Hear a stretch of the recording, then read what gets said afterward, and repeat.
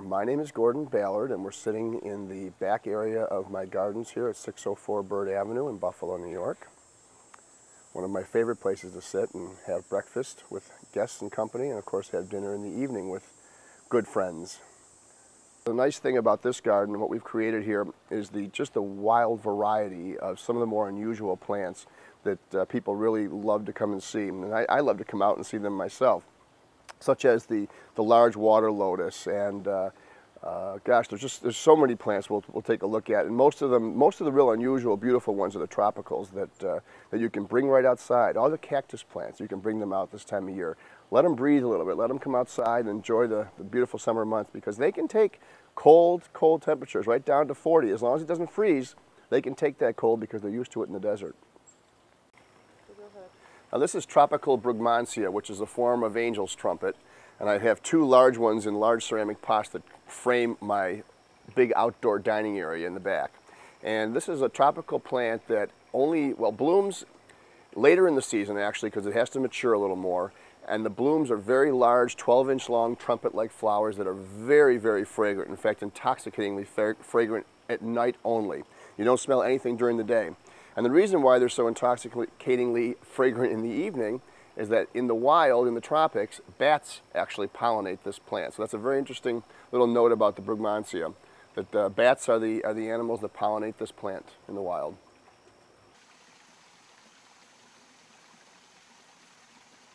But all these goldfish were rescued from the Erie County Fair. These are the little goldfish that people win on the Midway, and they started out as about 1.5-inchers, and people can't believe when I tell them these are the same goldfish that came out of the Erie County Fair Midway 7 years ago, and look at the size of them now. They're fed well.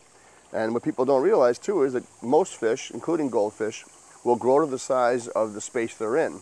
So these guys are reaching about their maximum age right now, but they're all rescued goldfish that were thrown into our pond out there at the Erie County Fair.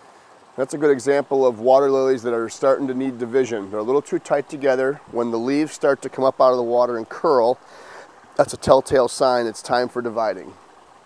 Well, the whole idea of the water gardening, as I've learned over time, water gardening is a lot of work. I tell people, if you're planning on putting a pond in your yard, especially a substantial pond, it's going to double your work in the garden. Easily double your work in the garden, because there's an awful lot of work when it comes to cleaning the pond, cleaning the filtration systems, keeping them running clean so your fish are healthy and the water is nice and clear. Of course, the fish don't have to have clear water, but people like to see clear water so they can see the fish. Plants in the water also need fertilizing and dividing, and you have to get right in the pond. You have to punch holes right down in the dirt with your fingers and put those fertilizing tabs down there if you want them to bloom a lot. And water lilies and water lotus and all those plants do need dividing because they grow very rapidly in the summer months here. So you have to pull those plants out, cut them up. They're smelly, nasty. Wash them up really good and get them in fresh dirt and put them back in the ground, or give the new plants that you've potted up to friends. I think water lilies need dividing about every 3 years, so that's quite a huge job to do, and you can plan on spending a whole day just dividing all your water lilies if you have a lot in your. So it is a very interesting aspect of gardening, and it's a lot of fun.